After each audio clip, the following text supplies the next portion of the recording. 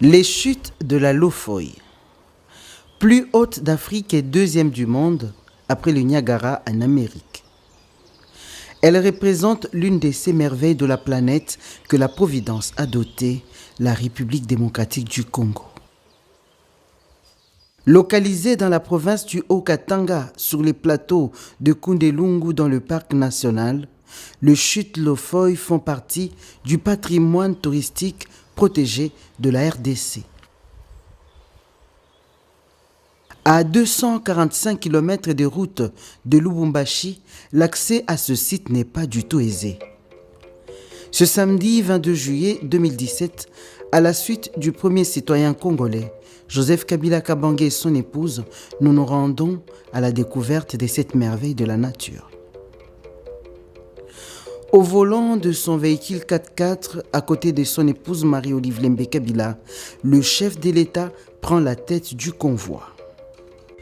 De la station Katwe, état-major de garde du parc national de Kundelungu, nous parcourons difficilement 65 km d'une voie serpentée et accidentée.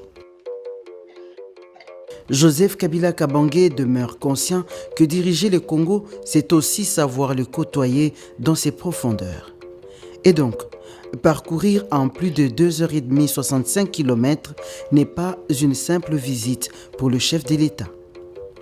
L'opportunité lui est toute offerte pour réfléchir sur les voies et moyens de bâtir une bonne route qui facilitera l'accès aux chutes. Au bout du voyage en voiture, nous atteignons la rivière Lofoï. Tous les véhicules doivent rester dans ce parking de fortune. La suite du chemin se fera à pied et armé d'un bâton de pèlerin.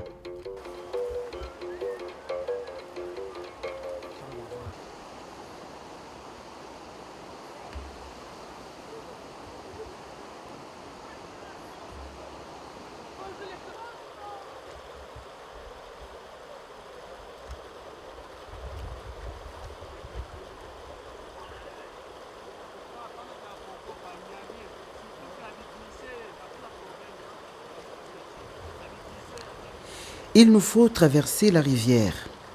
Pour cela, les guides nous recommandent d'enlever nos chaussures.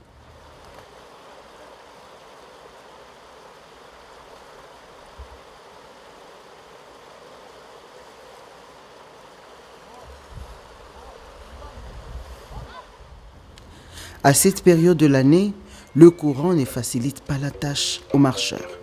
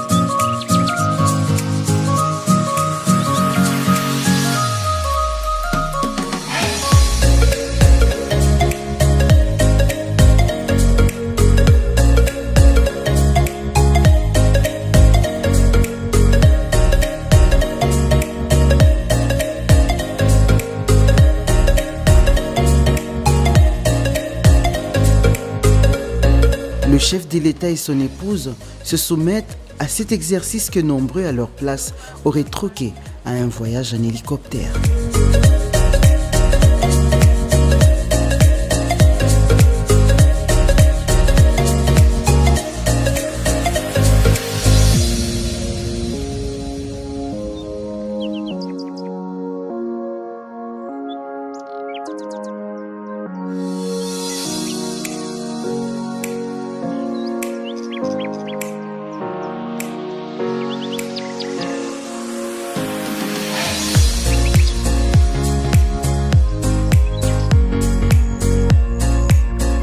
été trop impressionnés. Même les éléments qui m'ont accompagné, les éco-gardes, ils ont été vraiment impressionnés. Ils ont dit on n'a jamais vu un président, une autorité de marque aller visiter la chute de la Lofouille à pied comme ça. Vraiment, c'est très impressionnant et c'est merveilleux de voir une telle autorité avec sa famille.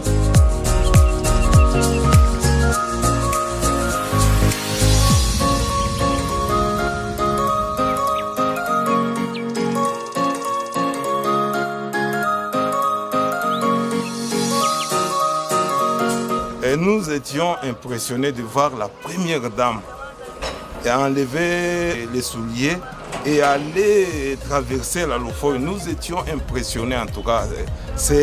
On n'a jamais vu. Elle s'est fait comme une femme du village. Ça, c'est vraiment exceptionnel. De l'autre côté de la rivière, près de 4 km, nous séparent des chutes. Nous devons marcher en suivant une piste qui s'enfuit dans la nature.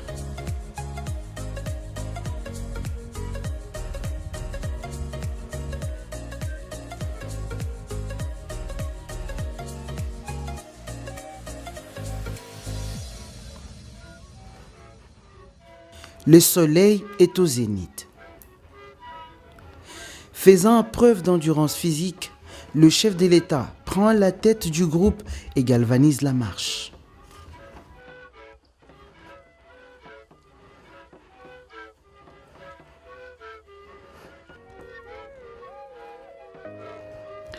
Joseph Kabila Kabange, à côté de son épouse, sait revêtir la peau d'un citoyen ordinaire pour affronter cette nature rude. L'objectif est ultime. Le ciel a doté la République démocratique du Congo des plus hautes chutes du continent africain. Elles doivent être révalorisées.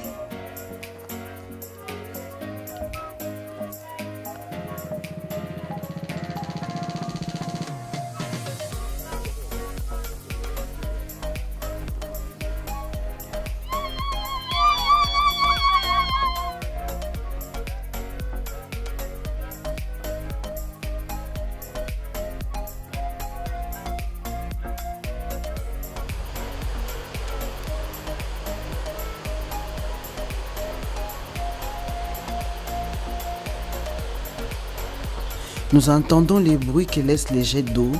Nous sommes arrivés. La vue est magnifique.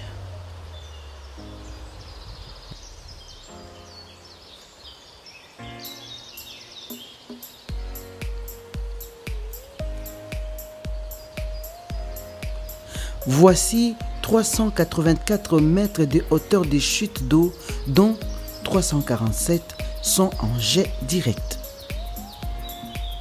Les chutes de la Lofouille sont majestueuses.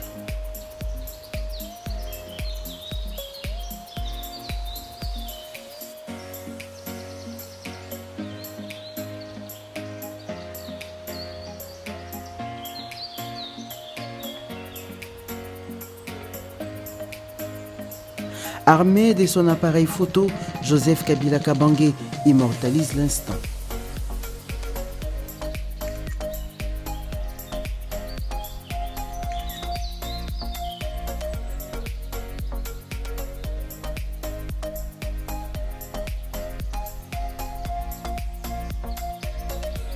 Nous nous empressons aussi de prendre des photos.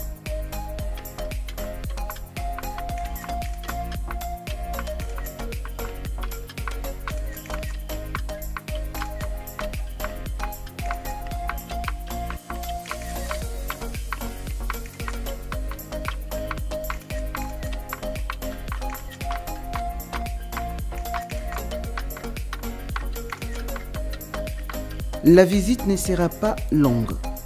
Tous les paysages autour de nous est brut. Aucun confort pour retenir les visiteurs assez longtemps. Il faut chercher à connaître son pays, à contempler les richesses que nous avons. Voilà qui nous fait dire que la présence de Joseph Kabila Kabange sur ces sites n'est pas un fait touristique du hasard. Dans sa pensée, certainement, mûrissent des projets de modernisation et de valorisation de ces lieux pour attirer une grande activité touristique tout autour des chutes de la Lofoy.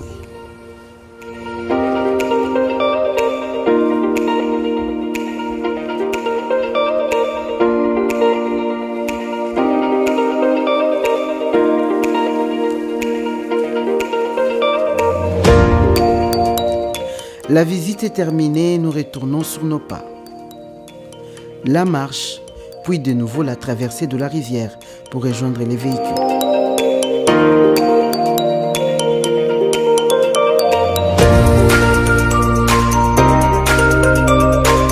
Le couple présidentiel nous démontre à travers cette expérience sa passion pour le Congo.